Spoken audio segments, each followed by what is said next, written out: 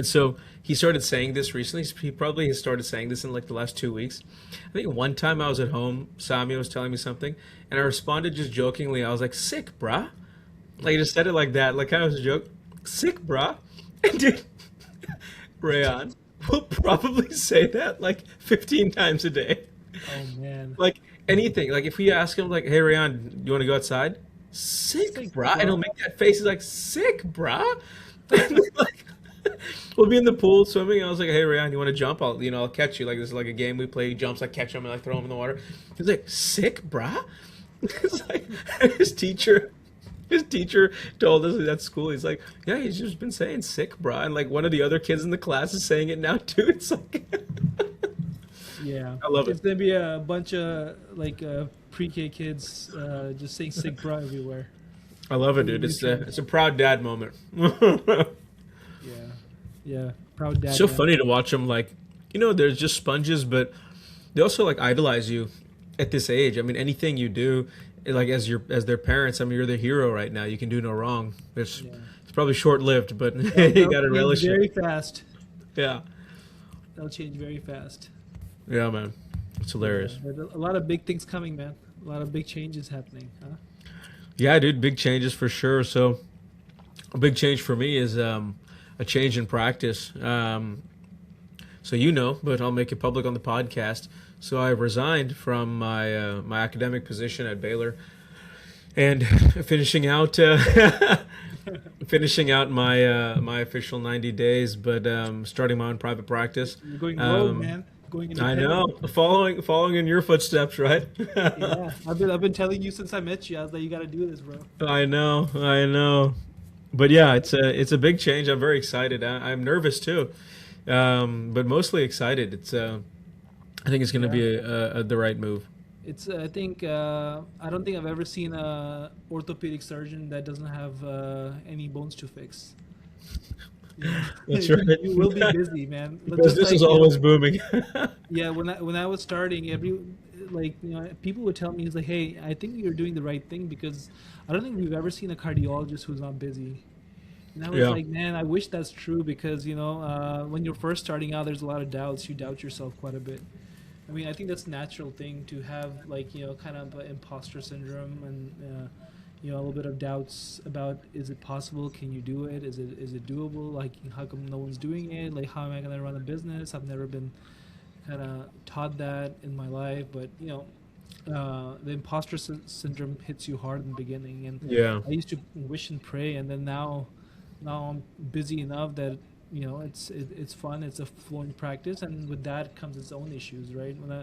When I was first starting my practice, it felt like the issues were different, and I was focusing on the different things and the kind of stuff that I had to get established and create protocols and set systems. And I thought, oh man, once I'm busier, a lot of this stuff will be taken care of, and I won't have to worry about it. But once you get bigger and busier, and you have more people and more, it's just so much more to there's so much more to like fix. It's like kind of like a boat where you kind of fix one side where there's water flowing in, and then the other side starts filling up, and you have to have like six or Right. seven hands to, but it's your own boat. It's your own boat. You're That's not right. responsible. It's your own damn boat. It may be a little rowboat, but it's your own boat. You'll row harder. You'll make sure Yeah. the journey is worth it because it's your own boat, and You know, that's what that's I like something about it. something you just mentioned I think is really like an important thing, and my mindset has like kind of shifted already just in the lead up and putting all the pieces together. Like, I don't know, like tasks are just not done. And we were kind of talking about this earlier too, is it's just ongoing. Like you do something, you move on to the next item, but then you have to revisit something. There's no checklist of completion really. It's like hiring and staffing.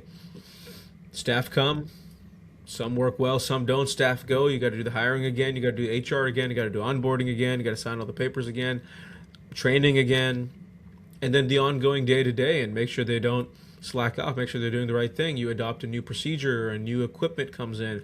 They got to learn that. Like that's just one example, but it doesn't end. It's like it's just everything keeps going, and it stays dynamic, which is exciting, but it's very different than what I'm used to. And you don't want it to end, man. The way, the other day I was talking to someone in our practice, and they were just overwhelmed about hiring new people, and having to add on team members, and it's like, oh man, so much. But I was saying, the day we stop hiring and the day we stop changing is the day that means the business is not doing good.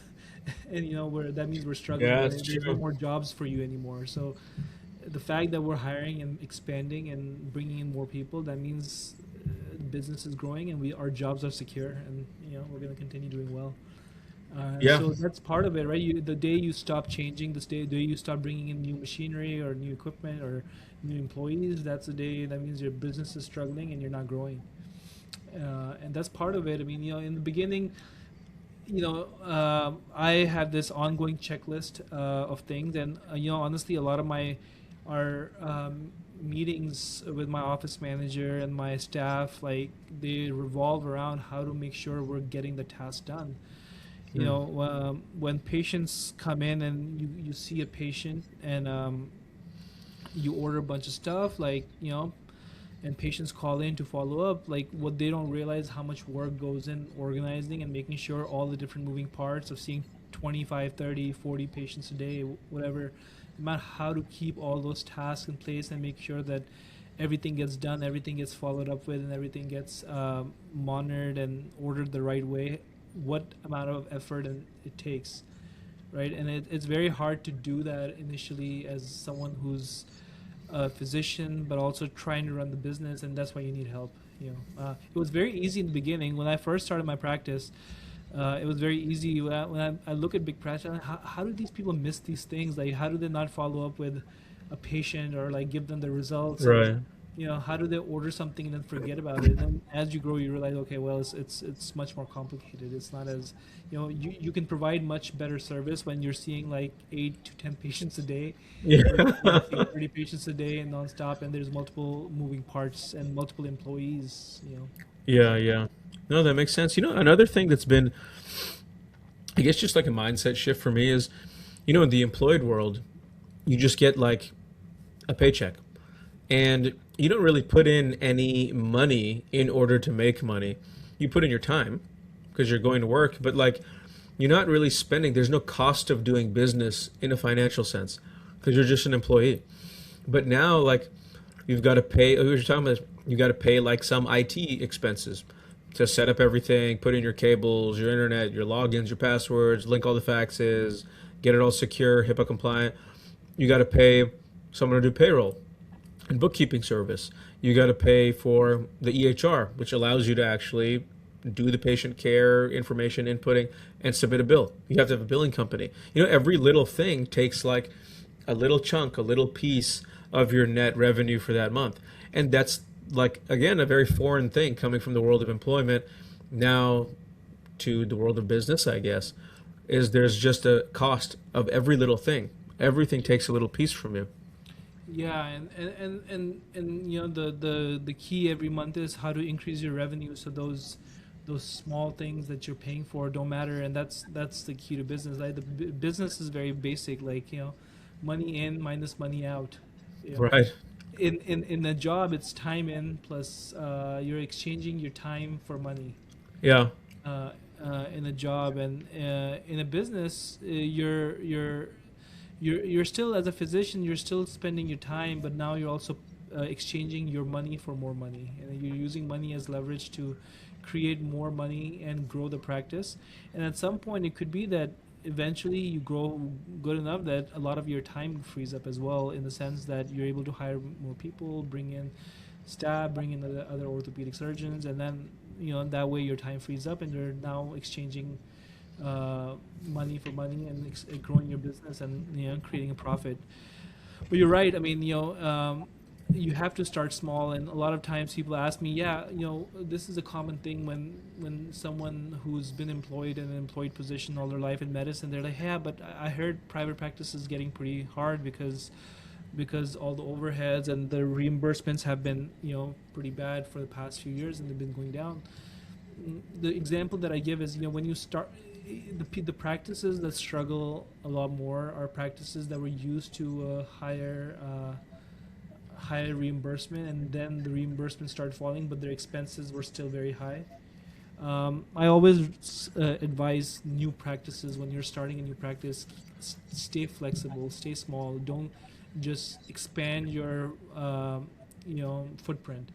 Don't buy a huge office and right away, and don't just bring in a bunch of heavy machinery right out of the equipment wise. Like, don't just buy a bunch of equipment that you'll be like now beholden to order more tests because you have to make up for the cost of that machine. Don't just in the beginning try to be flexible with your resources. Look at virtual assistants. Look at a one employee that can be versatile. I mean, use that employee for answering your phone call and rooming patients. And maybe in the beginning you might have to do stuff. Right, when I started my practice, I only hired one person. And a lot of times my phone would ring, her phone would ring. And if she was on the phone, I would pick up the phone. And I would pretend to be staff, and I would say, "Hey, this is how may I help you?" And then I would take the phone calls and actually put in the patient information, book their appointments, and kind of act like a front desk receptionist, because my office had the phone line. And then eventually, as I got busier, I started, kind of delegating that, and then I cut down my line so it doesn't ring now every time my practice phone rings. Yeah. Now I don't have to do that. There's a lot of things like that, right? When I first started my practice, I used to like go check the mail myself, bring all the mail that sometimes used to initially send paper checks, and then I used to go through and deposit all the paper checks myself, and then you used to upload. You're supposed to do this thing called the EO. You have to take the explanation of benefits, the EOBs, and give it to your biller so they can consolidate and reconcile all uh, the the billing, make sure the reimbursements are done and things like that. So Right, right. um, I used to upload it myself, and eventually my wife started doing it. Mariam started doing it for the practice, and then she took over that role. And so slowly I started out by doing everything in the practice, from even like moving equipment to setting up. I was IT, I was setting up computers. So Yeah. slowly like delegating and giving out to everyone else. And then now honestly a lot of my focus is just patient care, and then the weekly meetings I do with the staff, and we kind of watch things. But now a lot of things are being done by other people. That's like it's like awesome to hear, that progression that you had, because you've gotten to the point where you've basically created the infrastructure around you and a team around you, that it's like a living, breathing machine, that it just kind of flows. Like, patients get into your clinic, you see the patients and focus on the patient care, and all the rest of the stuff happens not necessarily in the background. I mean, like you said, you have weekly meetings and you're interacting with the staff all the time. It's not fully hands off, and that's not to like dismiss that aspect of it, but you're not having to answer the phones anymore. You're not creating the patient charts in the EMR. You're not rescheduling the patient yourself. You have people for that, but it didn't happen right away. I mean, you got to build it first. And it still doesn't happen right away. I mean, even right now, there's days where things are not going your way, and you have to just kind of take over the lead, and like all the stuff you've delegated, you're like, okay, what are we doing? This is what I'm going to do, and this is you take over. Like, there's a book I recently read. It's called Hard Things About Hard Things. It talks about the peacetime CEO and a wartime CEO. And a peacetime CEO is where you start giving people, a lot more space, and you start delegating more, and you give them ability to grow within their roles, uh, and let them create their own departments and kind of build things. But in a wartime CEO, you just become a dictator. And when things are Right. going wrong, you take everything in your hands and you start dictating things and how things need to be done, and make sure you can sometimes even have to micromanage, and you have to kind of assess the situation. And in medicine, I think in any small business, I think that you switch from wartime to peacetime on a day-to-day basis. There's a crisis, and Yeah. only and you want to solve it your way, and you sometimes have to believe that you're the smartest person in the room. And there's a lot of smart people that are working with, they have a lot of great ideas, you listen to their ideas, but you have to kind of believe in the decisions you're making, and enact those, and lead the group and tell them what things you need done, right? It's your practice, you're building it right away, and you have the best idea what needs to be done with the patient. So you have to take on that role. So it's a day-to-day thing. It's not like I've just handed off and I'm backed up, and now I'm one of those clueless physicians. That's not the right word, but I'm kind of the clueless person that's just letting my office do everything, and take care of it, and I'm just showing up to see patients. Now there are days where I see things falling through the cracks and I take over. Yeah. Yeah, I mean, you have to, right? It's still at the end of the day your thing. You can't be totally hands off Yeah, at and all. maybe that won't be the case when I'm 5 physicians and 20, 30 employees. And maybe it'll be different if that ever gets to that. Maybe I won't be doing that. I won't be able to. But Yeah. right now, it's still in a phase where I still can, and I still think I should. I hear you, man. I hear you. So you brought up something interesting when you were talking about how, it's basically like money in, money out. And, when we think about reimbursements going down, like a lot of people are talking about the new CMS rules and the cuts that have gone across a lot of specialties, 2% cuts to some, 3% to some, 9% to some across certain services, where the cost of providing care has not gone down. If anything, it's gone up. Inflation has gone up, yet the reimbursements to physicians have somehow decreased. And you also mentioned bringing in additional sources of revenue or additional services. Like, what's an example of that? What is something that you have? I'm sure you've done a lot of this, but from when you first started out, what is another thing that you've done, or like an extra service or something that you've pivoted or added on in terms of obviously another aspect of patient care, something else you can provide, but also something that creates like another revenue stream? Yeah, I mean, you Right. have to, right? And in certain specialties, it's more important than others. I mean, I think in primary care where the reimbursements are really gone down, and they depend, most of their income is generated from just seeing patient face to face, and that's it. In those cases, bringing in ancillary service is very important to maintain your business, and that's why you see a lot of primary care doctors They in get the into weight U.S. loss and all that weight loss stuff. clinics, Yeah. aesthetics. They start doing a lot of different things in their offices, and that's part of it. For me in cardiology, there's a few other things you can do. I mean, cardiology, we're in a good place because we see patients, but we also do procedures. We do in-office imaging, like echoes and stress test, and I do hospital rounds, and I sometimes, and I have a patient panel in the hospital that I go see every day.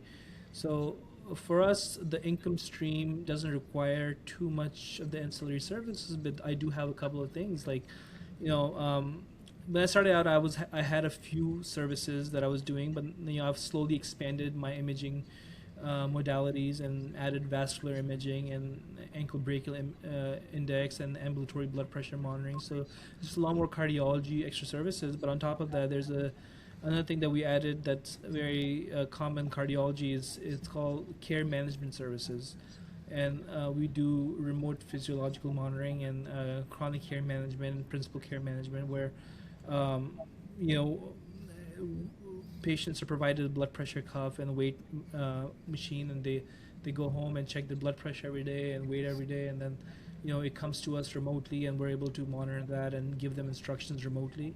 So a lot of times Medicare Advantage, and some commercial plans also reimburse you because that allows patients to stay out of the hospital, not have as many visits with me, and I'm able to provide a lot more remote care through those services. So that's one thing, and then the big one, as you already know, is clinical research. I mean, clinical trials is a big part of my practice, just because our business with biopharma informatic. I brought on. I mean, when I started out, it's very hard to get good clinical trials when you're starting out as a new physician and you don't have any credibility in the industry. No one wants to give you clinical trials. You have to build that credibility. So when I started out my practice, I didn't have any trials, but because of biopharma informatic, I was able to kind of tag along with some of the other physicians around me that were doing trials, and became a sub-I, and then kind of watch them do trials and participate in their clinical trials, and then eventually I got my first trial. Uh, and with that clinical trial, it was not a very easy trial. We did okay. We did fine on that clinical trial, and because our performance, you start getting more and more trials, and then my clinical trial portfolio has built up quite a bit, and that allows for another stream of income, along with ability to provide my patients with novel clinical therapies, and future medical innovations and therapies that are not available on the market yet. So I think that's like really interesting, Hamaya, that it's the mindset that like physicians that are in private practice are basically just trying to churn, and they're just trying to make more money, see more patients, do more stuff, and they kind of, the stereotype is they forego education, they forego research, and that's more for the academics. But it's really like not true. You have people on both sides, but like you as an example, you do a ton of research. You're involved in a lot of clinical trials, and you have been for many years. And it just goes to show the two are not mutually exclusive. You can be in private practice, you can run your own business, and at the same time still participate in a powerful way in trials that may or may not advance drugs or whatever, and they go to market. Yeah, I mean, and a lot of the big cardiology findings and clinical discoveries are made through these clinical trials, right? Right. I mean, we participate and participating in a lot of trials that are treating this novel molecule called lipoprotein A. It's a type of cholesterol that's genetically inherited, and we're part of those clinical trials. So we're actively involved. I'm enrolling patients. We're collecting data. We have a big team, and that data we're waiting on to come out later this year, and that's going to tell us if lowering lipoprotein A lower your risk of heart attacks, and that will become the standard of care going forward. And we're part of that. Recently, we took part in a trial a couple of years ago, which was with a medication that reduced inflammation. For many years in cardiology, the idea was that hey, it is the inflammation that's causing your heart attacks, not the cholesterol, or maybe it's the cholesterol plus inflammation. But we were part of a trial with Novo Nordisk, and it was a medication that helped reduce inflammation and targeted this compound called HSCRP. And reducing that inflammation was thought to have lowered your risk of heart attack. But when they did a large trial and we were part of that trial, it showed that it did not make a difference. Reducing inflammation did not make a difference on how many heart attacks you had. And now that's a big talk in the cardiology community. So we're, as a private practice physician who owns my practice, I'm actively involved in these trials. I'm attending meetings where we're discussing how to conduct these trials, how to administer these trials. All the thought leaders are part of it. I have different medical science liaisons from different pharmaceuticals that come regularly. I meet with them. They keep me up to date on what's upcoming and where the industry is moving. So that's one part of it, right? So I'm staying academically busy with that. The other side is I still have students. I mean, I still have medical students. I mean, even medical students from medical schools like Sam Houston State or UNT and other schools that come rotate, and nurse practitioner students, and even foreign students. And we have a whole system. I have a whole system where there's a rotation, and I have a curriculum, and they come in, and I give them that curriculum up front. They're supposed to present journal club and trials, and kind of go and do presentations for my staff, and discuss these different findings with me, and learn how to do an EKG and ABI and all that. So I host students, I do research, so you can do all that in private practice. You don't have to kind of lose track of that. Yeah, for sure. I mean, I think, part of that is the reason why, like, I was very comfortable making the move to private practice and leaving academics, because you don't have to necessarily leave the things you liked about being in an academic environment. Like, I really enjoyed teaching the residents and fellows and medical students. It's like by far the number one thing that I loved about my job at Baylor was the educational aspect. And then the research. I mean, the research is interesting because it keeps you intellectually stimulated.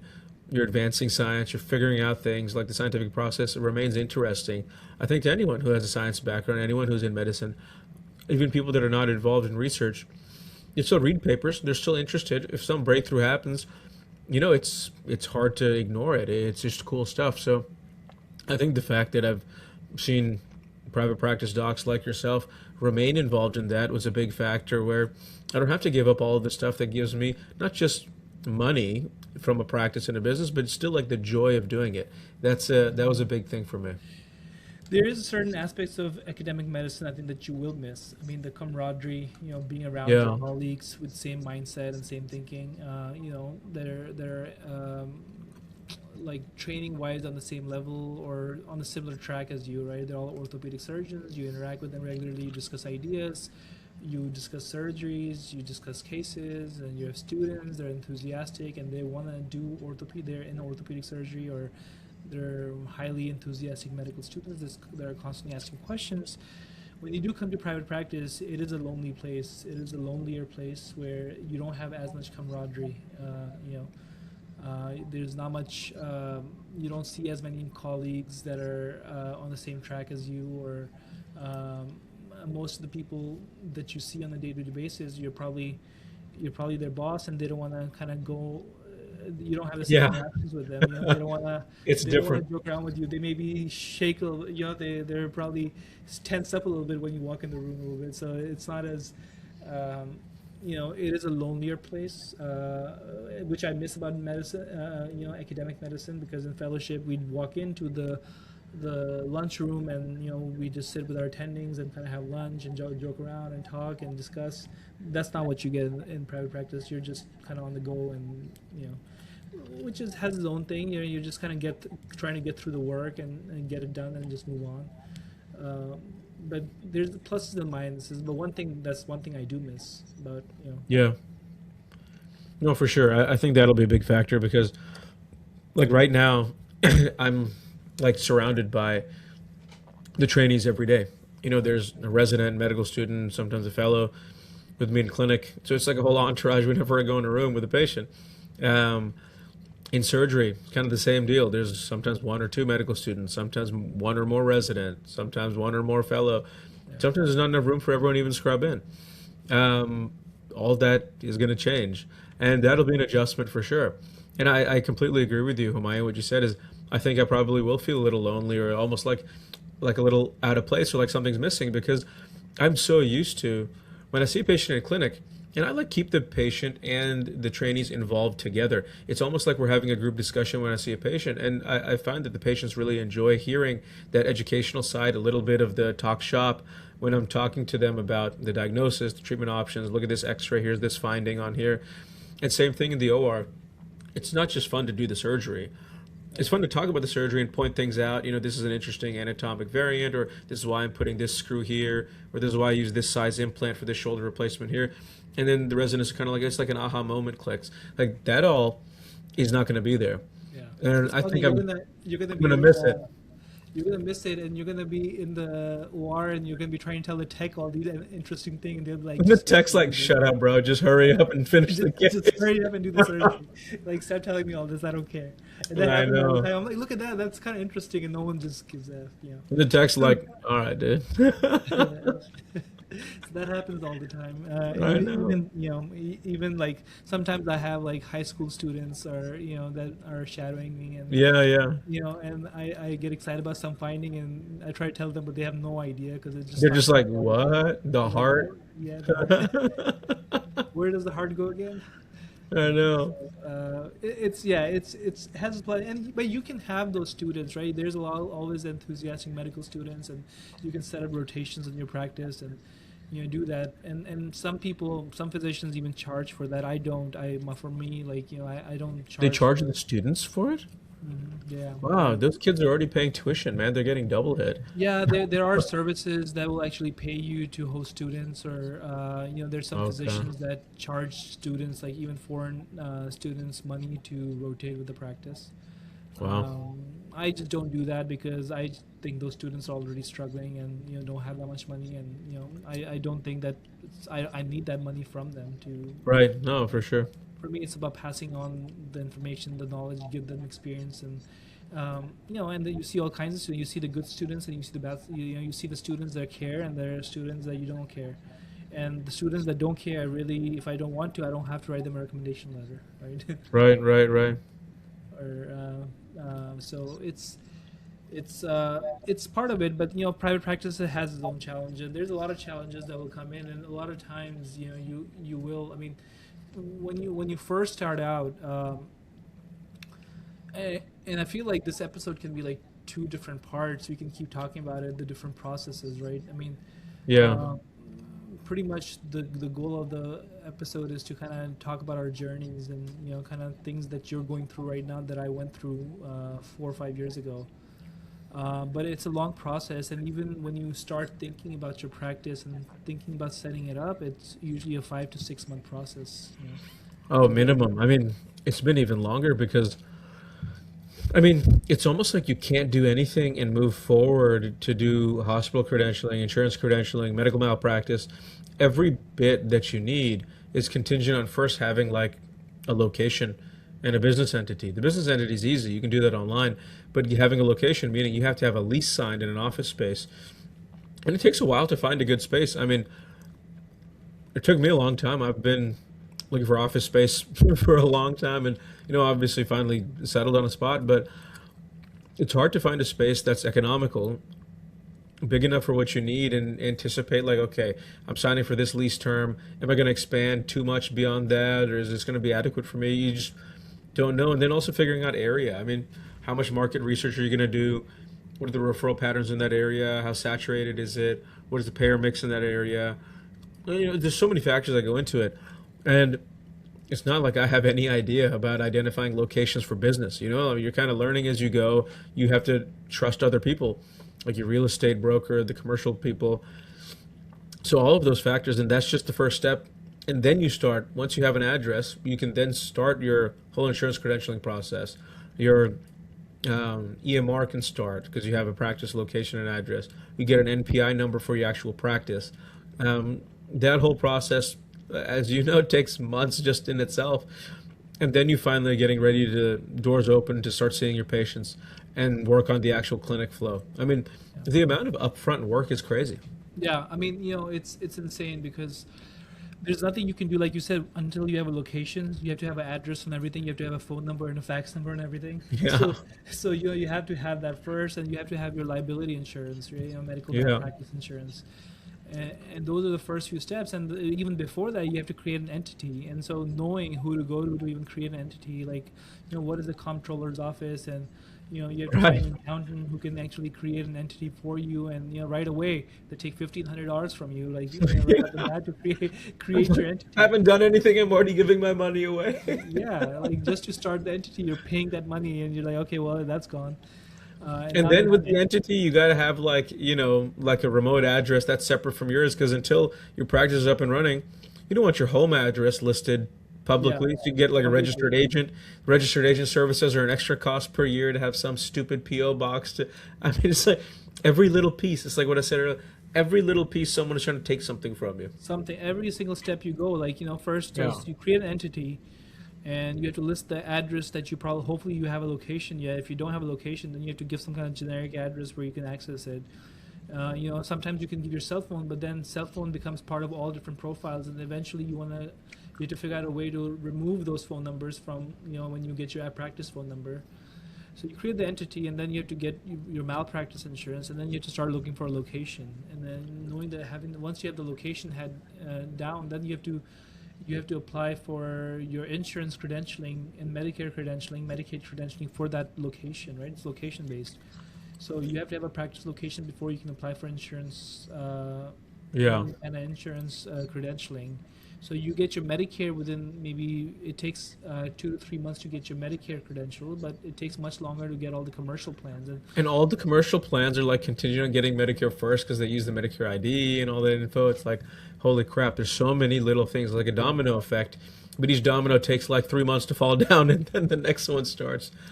I mean, when I first started, I just had my Medicare and a few other insurance credentials done. I would see patients and I would just not charge them anything, and I knew I would not get any money because I just wanted to get the process started and keep the practice growing, and I knew eventually I will get paid. So I just had to take that loss, and even um, my first year of practice, I mean, I wrote off tons of money from patients that patients owed me, because, and not from the fault of their own, but we were just new, and we didn't have a lot of insurance credential, and they would get So referred. basically, you were fine accepting the fact that a lot of these patients with insurances that you didn't yet take, meaning not that you didn't take it, the insurance companies just hadn't put you on their panel yet because it's so Yeah, damn slow.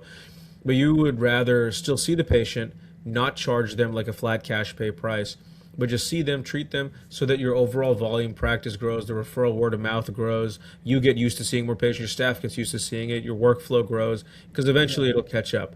And that yeah, was a yeah. worthwhile. I mean, we knew that it was coming, and those credentials were Yeah. coming. We were in network, and they just hadn't activated yet or processed yet. And I was like, okay, let's just start seeing them, because like turn away patients, right? Yeah, yeah, yeah. Yeah, at the beginning, I had to have the mindset of I'm available all times, anywhere. I used to drive wherever they needed me to go, like um, and was very if a patient, if a doctor was like, "Hey, can you see this patient?" I was like, "Okay, yeah, just send them my way right now. I'll see them."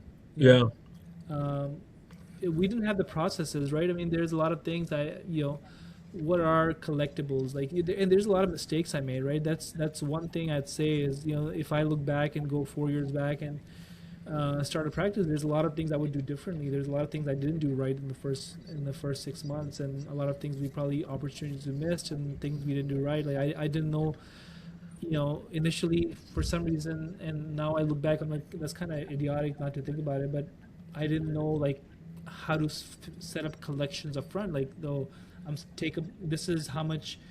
Uh, this is how much the insurance will pay me, and this is how much the patient owes, and this is the copay, and this is the co-insurance. So I'm supposed to collect the co-insurance because they haven't met the deductible. So having that set up from before, when the patient comes in, the staff knows how much to collect and how much not. And I was just banking on, okay, well, let's just see them and then we'll send them the bill. And then you realize that once you send the patient a bill, they never pay. Yeah. It Barely dies ever. in your accounts receivables.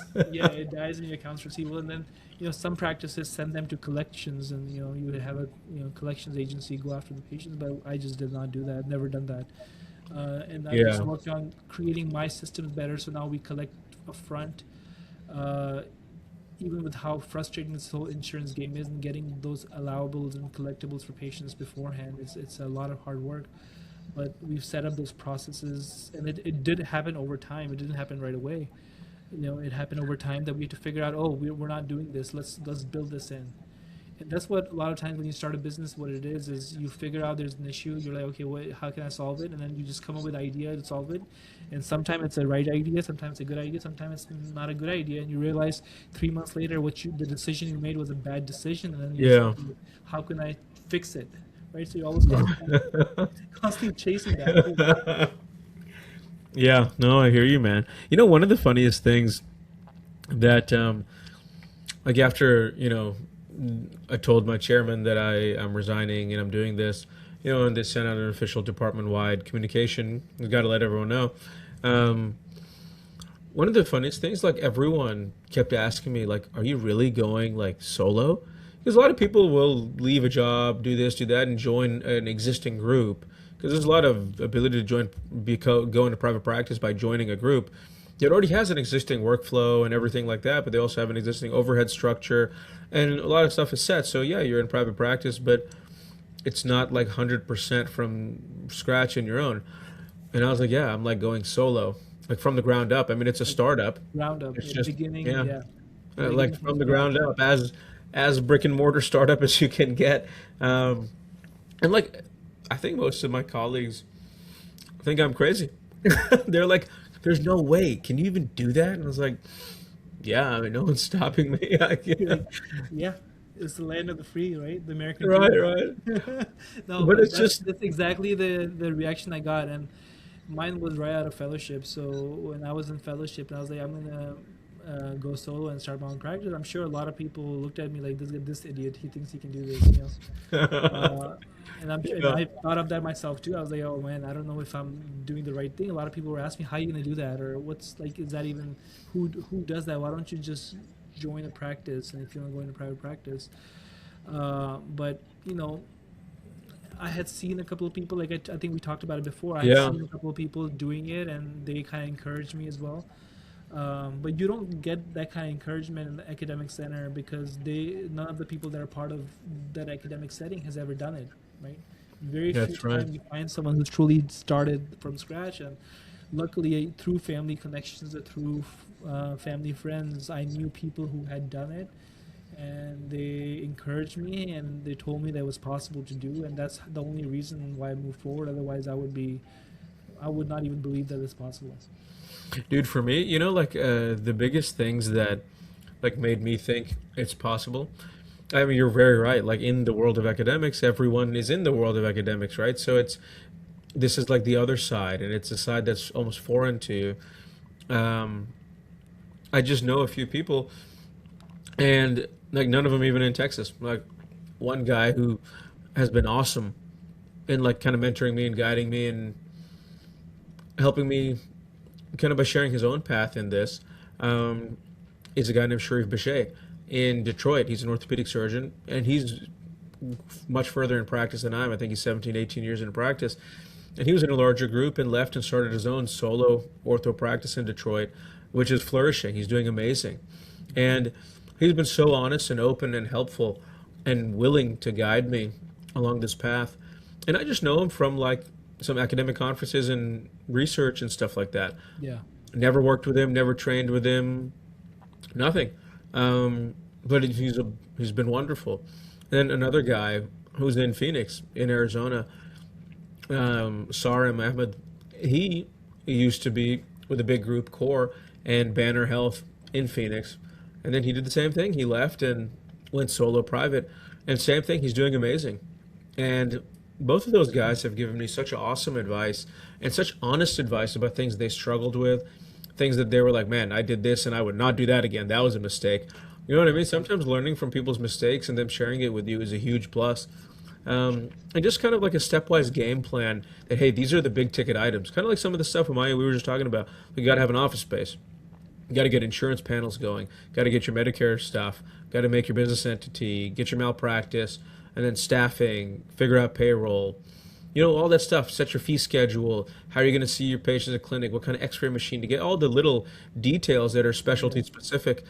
I mean, it's huge to have that because there's really no playbook. There's no set path on how to do this because there is no set path on how to succeed in business.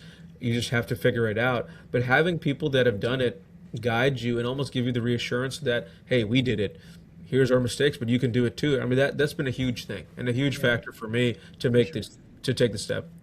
Yeah, and just because something is not being done and someone is not doing it doesn't mean it's the wrong thing to do. If you the Right. best part about private practice is if you have an idea and you're like, why can't I do that? And I think this will make things better or easier. You know, do it. I mean, and you can do it. You can set it up, figure out if it's legal to do it. Like, make sure you're not breaking any rules to do it, but Right. do it, and you might end up finding something that, hey, patients really like doing this. When I do this, patients really like it, and makes it easy for them, and this makes the practice flow better. There are conventions, and we fall into conventions. These ideas that, oh, this needs to be done this way, and a patient comes in, and I see them, and then I get an X-ray. Maybe you figure out that when they come in, the first thing you do is get an X-ray, and then you see them, and that, and maybe if no other orthopedic surgeon is doing that, you're doing that. That may end up. It's just an example, I'm sure. Yeah, yeah. But that end up being the right thing to do, and just because other people are not doing it doesn't mean it's the wrong thing to do. But sometimes those kind of peers that kind of run things by. I have a couple of people like cardiologists like me who've started their own practice, and we have WhatsApp groups, and we talk frequently on the phone, and we kind of give each other ideas. And sometimes just talking to them, something clicks, and you say, oh, maybe I should do it that way, and you get an idea of how things are doing. And that's what I like. There's a lot of people. When I started my practice, I was pretty vocal about it, and I was very I would market it quite a bit that I started my practice. And a lot of people reached out to me and ended up starting their own practice, and through their process I guided them and told them. And it makes me truly happy and excited when I see a physician breaking off from a big group, an academic setting, and going on their own and into private practice. I get excited for them. So even if a cardiologist is starting in my area and close to me, I'm happy to advise them and help them out, and kind of show them around, and even just figure out a way to collaborate together, right? That's what I get excited about, because in the private setting, in the academic setting, on big there's that's what it is. It's collaboration. Why can't a lot of us small size solo or mid-sized cardiology practice collaborate with each other? We always think about competing. Oh, this guy, and there's this idea in the past with previous generations that, oh yeah, this new cardiologist coming in, this is competition, and he's going to take away my patients. And I think one thing I see in our generation and a lot of people that I interact with in the younger crowd, that mindset is gone. It's more like, how can we collaborate? There's so many patients and so much opportunity that everyone can survive, everyone can flourish, and we try to help each other out. And even in the previous generation, there's a lot of guys that I see now, and they're super encouraging. They've included me They've helped me set up practice, give me ideas. So truly, the Houston cardiology community is amazing and truly collaborative, and that's why I think over here is one of the places where private practice, solo practices are still flourishing. And I don't know if that's the culture everywhere in all other cities in medicine, but in Houston is a very good place to practice private practice, and have your practice and set it up and flourish and do well. But I think the culture. Yeah, I mean, having the support around you is huge. You know, like that professional support, where even though you're not in the same group and you're not tied to each other, just having people that are doing the same thing around you. Yeah. Kind of what you were saying earlier, like, you have the camaraderie in a big group or in an academic environment of your colleagues, other surgeons who are in that same group, talking about cases, talking about whatever, talking about issues with the admins, issues with clinic flow, something. This is kind of that same thing. I mean, these are the colleagues, even if you're not under the same umbrella, your entities are different, whatever. You're undergoing the same journey. You're having the similar issues in some way of patient workflow, of staffing, of insurance dealings, or how to grow, how to expand service lines. Maybe you do some collective bargaining, group purchasing. You know what I mean? Like there's so many ways, just how you're talking about it, that you can collaborate and share ideas, share successes, share failures. Yeah, yeah, no, it's fun, but you know, there, like we talked about, there's plus and minus. A big stress constantly is staffing, and the key to having successful practice is that first couple of employees you hire. I try to be generous with my employees and try to not be nitpicky, and I think in business, one mindset that I think if you can lose, you'll succeed is constantly trying to figure out how you can maximize and save as much money as possible. I think if you constantly keep going down that miserly mindset where you like try to pinch every penny and try to like extract every kind of value out of everything you do, and if you're one of those people that gets upset when someone you end up paying a little bit more for something, you're gonna suffer quite a bit in business. I think that's the wrong way to do business, and people are not gonna like you. I think in my experience, what you got to do is you have to be generous, make sure people are compensated well for their services, and any kind of vendor you're bringing on and any kind of service you're buying, make sure you're getting value out of it, but making sure the other person is feeling valued as well. Because if they don't feel valued and they feel like you're constantly trying to like penny pinch them, it's not going to go well for you and your Yeah, I mean, no one wants to work with someone if they get the perception that you're trying to nickel and dime them all the time. nickel and then build that trust. I mean, that first employee that you hire that will be kind of helping you set up the practice and growing it and kind of being part of those talk. Because a lot of times when you have an employee and it's only you and them, you will be asking them, "Hey, what do you think? I'm gonna put this." Right? Yeah, you need Um, someone to bounce ideas off you, of. you need someone to bounce ideas off, and you need that really helpful person.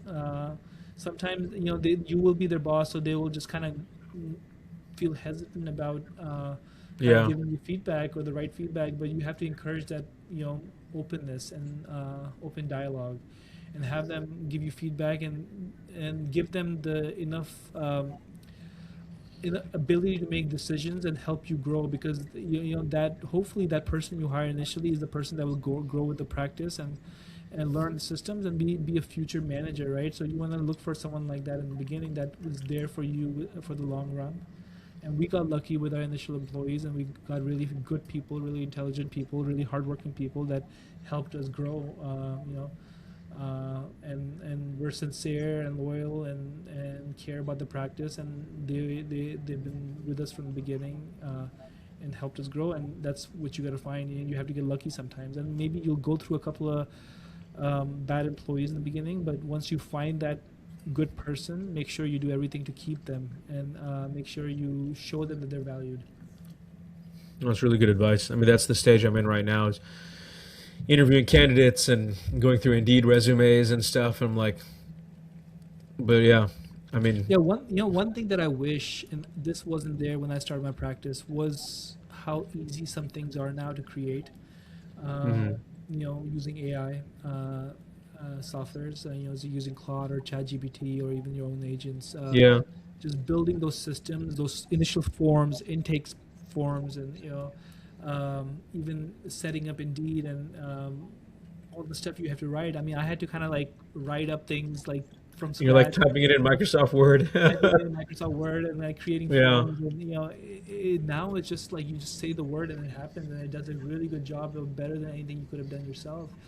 And that kind of aspect has, I think AI has had a huge impact in making the barrier to entry much slower. So it'll run a checklist on all the important things you need, all the forms you need, everything you should have, create digital copies of it, any post-operative care forms you need, any pre-operative care forms you need. You can even now create custom design softwares for your own practice to kind of build your practice around. So there's so much you can do, which I didn't have, and now we're doing a lot of that and building systems around AI systems. But I wish I had that when I first started, because it would make things a lot easier. Yeah. No, I hear you. Well, this has been great, man. We'll have more practice related episodes as I get further along in this process, and Yeah. just share the journey. Adil's journey on Yeah, exactly. what's the name of the practice? Houston Upper Extremity Center. And the fun part is we're gonna be in the same building. I know. Yeah. So Yeah, I'll be yeah. on the first floor. You're on the third. So we'll maybe more podcast episodes. More podcast episode. Maybe your background will change. Yeah, exactly. It won't be the clinic background here. Yeah. All right, man. Well. All righty. Well, thanks for tuning in, guys. See you next time.